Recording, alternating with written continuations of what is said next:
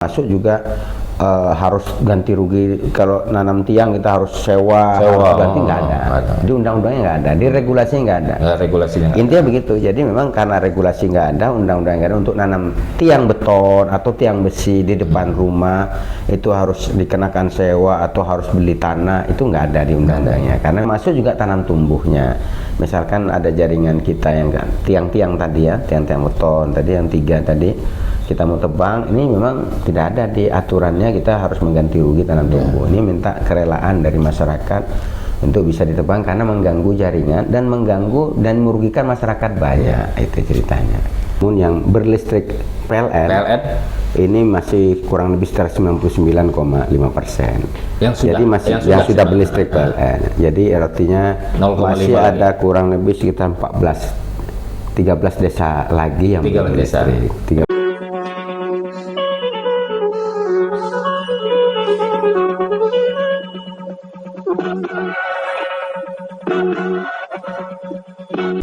Assalamualaikum warahmatullahi wabarakatuh. Waalaikumsalam warahmatullahi wabarakatuh.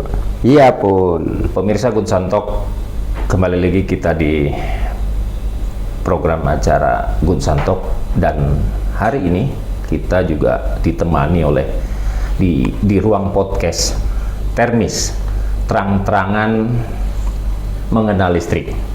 Ini milik UID Lampung. PLN UID Lampung. Dan kita di sini bersama dengan Pak GM, Pak Saleh, dan beliau berkesempatan untuk kita ajak bincang-bincang mengenai listrik Lampung. Selamat siang Pak Saleh. Selamat siang. Pak sehat ya? Sehat, alhamdulillah. Pak Saleh ini udah berapa lama di sini ya? Saya sudah 3 bulan. 3 bulan ya? 3 bulan. Pemirsa, GM di Lampung ini selalu berganti karena memang manajemennya sudah jalan. Jadi siapapun orangnya tidak ada masalah. Ya, PLN ini sudah berjalan.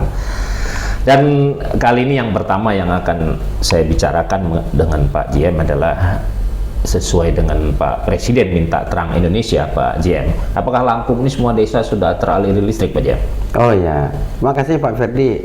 Memang untuk sampai dengan detik ini, bulan Juli ya tahun 2023 ini, kita di Provinsi Lampung itu ada 2.640-an desa.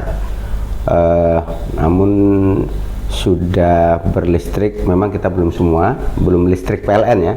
Namun kalau yang mandiri swadaya itu sebenarnya sejatinya sudah semua desa masyarakat sudah punya listrik. Namun yang berlistrik PLN ini masih kurang lebih sekitar 99,5%. Jadi masih yang sudah berlistrik PLN. Jadi artinya masih ada kurang lebih sekitar 13 desa lagi yang berlistrik. 13 desa. 13 desa itu kelihatannya banyak di wilayah hutan lindung ya Pak ya? Betul, dan betulan agak terkendala ya? Dari ada 15 kabupaten kota di sini ya, benar ya? Iya, benar, 15 kabupaten kota. Memang ada 2 kabupaten, ada 3 kabupatennya, Lampung Barat, kemudian Pasawaran Barat, sama Tanggamus. Di 3 kabupaten ini yang ada belum 100% desanya berlistrik. Mungkin di Tanggamus ada 3 desa, kemudian di mana itu Lampung Barat ada, pokoknya totalnya di 3 kabupaten itu ada 13 desa yang belum berlistrik PLN. Itu berarti termasuk pulau juga Pak? Iya. Pulau yang ada penghuninya ya? Kalau pulau yang ada penghuni memang ada beberapa sudah kita listriki. Genset ya? Sudah pakai genset. Nah untuk yang, mohon maaf, untuk yang desa-desa yang di 13 desa ini tahun ini yang desa barunya kan kita nyalakan ya, tahun yang untuk khusus desa baru mungkin sekitar 3 atau 4 desa di Tanggamus Pak? Tahun ini ada sebagian di daerah Tanggamus ya, dan juga di Lampung Barat, karena memang permasalahannya itu karena ini daerah hutan lindung ya. Infrastruktur dan perizinan memang sedang kita jajakin untuk kita supaya mendapat izin untuk bisa memasang jaringan atau menanam tiang di daerah hutan lindung. Dan izin itu juga kan instansi pusat ya, nggak bisa lokal kan? Karena Kementerian Kehutanan deh. Betul. Dengan Kementerian Kehutanan. Kementerian Kehutanan, karena di sini kan pengelolanya kan juga banyak ya, di hutan lindung tuh ada TNBBS, ada yang balai kan. Kemudian juga ada yang register namanya ya. juga ada yang memang hutan apa tuh namanya yang memang ada kewenangan masyarakat. Ya yang dikelola oleh masyarakat. Namun semuanya itu memang harus perlu ininya ke Perizinan kementerian ini. Kehutanan. Oke Pak Saleh, artinya di Lampung ini pemirsa sudah 99,5% Ya. yang teraliri ya, Betul. dengan medan yang begitu berat, banyak juga medan yang begitu berat. Walau kalau secara bisnis mungkin tidak profit ya Pak Saleh ya. Betul. Nah, dan kata Pak Saleh tadi ada tinggal 13 desa. Mudah-mudahan 13 desa itu bisa cepat terselesaikan dari perizinan, kemudian dari infrastruktur untuk membawa peralatan ke sana. Oke Pak Saleh, kita lanjut ke saat ini apa saja yang sedang dikerjakan oleh UI di Lampung nih Pak? Ya, baik Pak Ferdi, memang tugas kami ya di PLN UID Lampung tentu adalah bagaimana mengelola kelistrikan ini sebaik mungkin, itu yang utama ya, sehingga dapat memberikan layanan terbaik bagi masyarakat pelanggan PLN. Ini tugas utama kita, dan dalam rangka untuk mengelola aset kelistrikan ini secara baik, nah tentu ini juga butuh kolaborasi, butuh koordinasi juga dengan stakeholder kami, termasuk juga dengan masyarakat pelanggan kita. Karena sejatinya untuk mengelola supaya kualitas mutu listrik itu baik, ini juga perlu kerjasama. Contohnya agar supaya tidak terjadi, supaya keandalan kita meningkat. Jaringan ini kan memang harus bersih, harus andal. Nah, untuk andal itu kan memang harus bersih dari pohon, karena memang hampir 70% gangguan padam lampu itu Dari itu tanaman. adalah tanam tumbuh yang di sekitar jaringan listrik, di mana yang kita sebut adalah jaringan tegangan menengah atau SUTM. Jadi kalau di situ ada jaringan listrik, terutama yang pakai 3 kawat di atas itu, 3 pas. itu ada pohon nempel saja. Nah ini harus padam listriknya secara otomatis. Itu seharusnya berapa Pak jarak? Jaraknya harusnya 20, Pohon besar itu ya, sekitar 2 meter sampai 3 meter. Itu Kiri kanan ya? Right of way namanya ya, kiri kanan, Iya. atas bawah. Kiri kanan, kalau Minimal bawah 3 meter. harusnya kosong ya? Iya. Kecuali tanaman bunga yang pendek Ya, ya. bunga pendek. Jadi memang kosong. harus Dan sangat bahaya Pak ya kalau ada pohon nempel gitu ya. Betul. Bisa Karena- nyetrum juga Pak ya?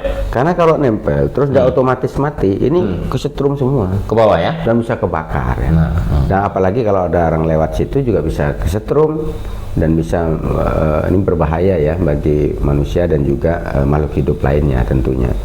Jadi memang disetting dan secara SOP-nya memang kalau ada pohon kena angin nempel di jaringan kita, nah ini otomatis proteksi namanya ya, proteksi kita di gardu induk itu bekerja sehingga mentripkan, sehingga tegangan langsung hilang, artinya Mati listriknya listrik. padam.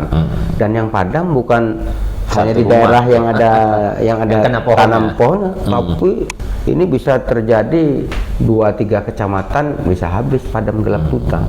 Kan gitu ya.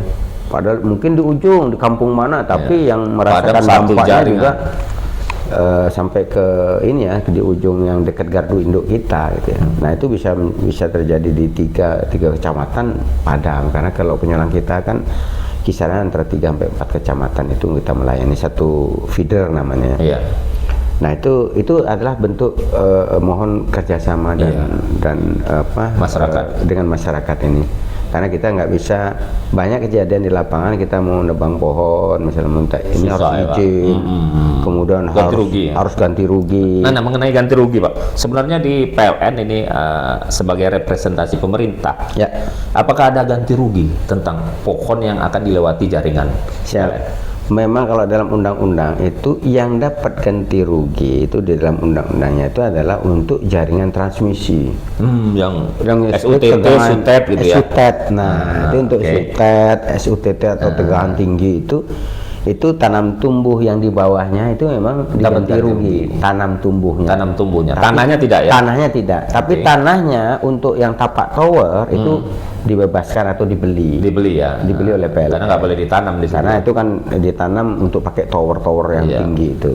Nah khusus untuk kita, karena kita pengelola distribusi PLN UID itu unit induk distribusi, di mana Kita tegangan menengah namanya. Menyalurkan dari gardu induk, Pak? Dari gardu induk keluar Ke ke rumah-rumah. rumah-rumah. Nah, ini kan perlu tiang-tiang. Iya.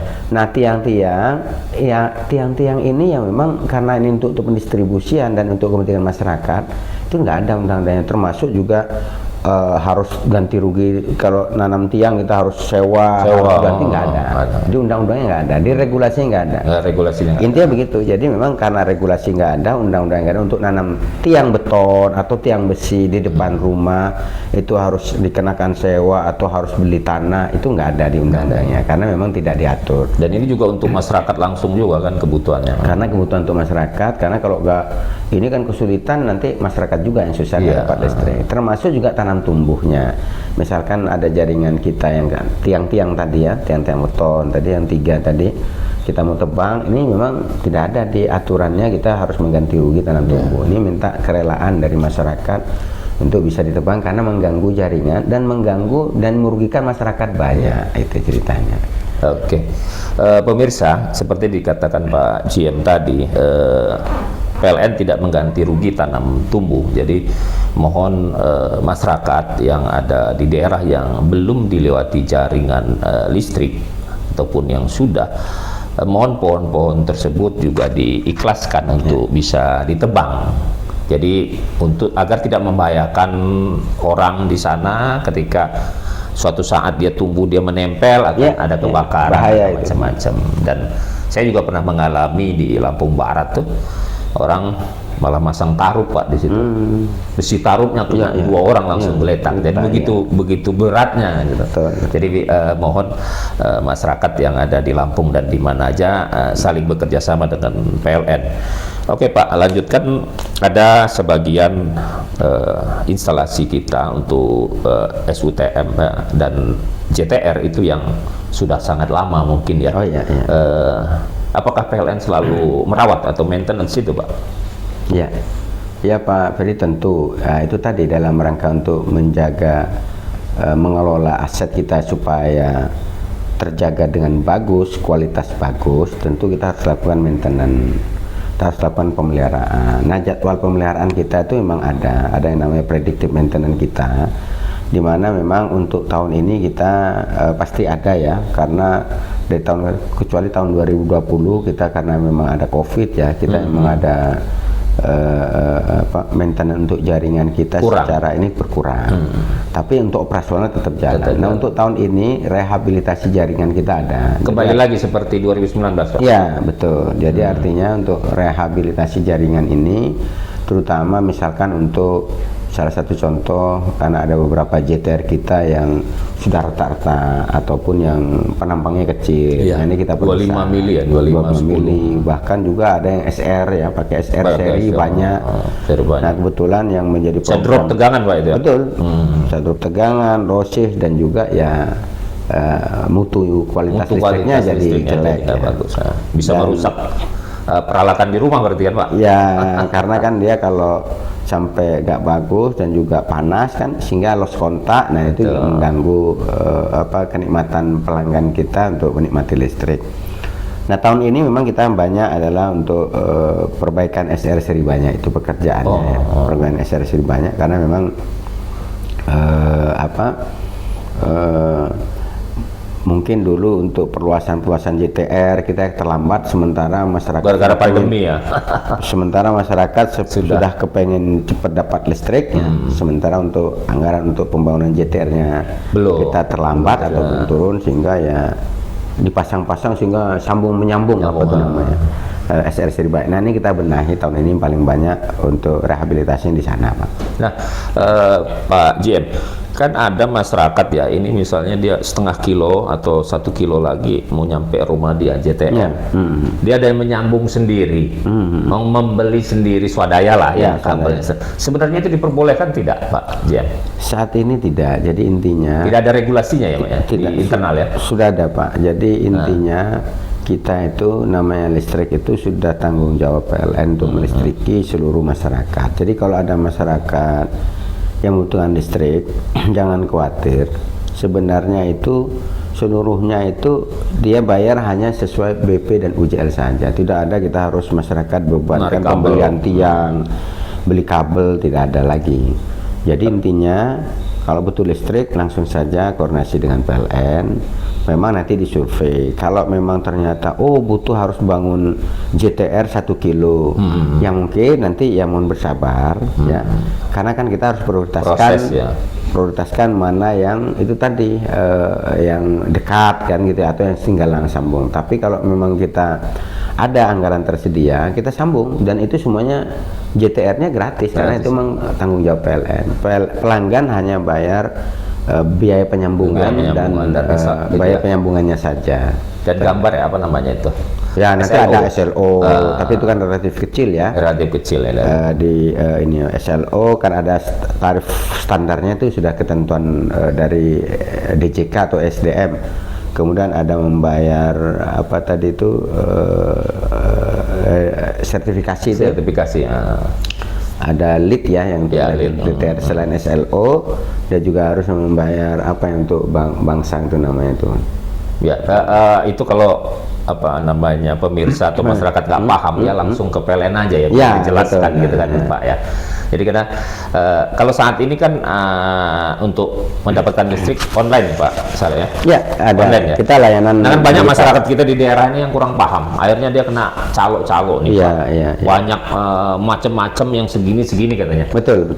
Untuk mengantisipasi atau agar masyarakat tidak salah untuk mendaftar, mereka bisa ke PLN mana yang terdekat Pak?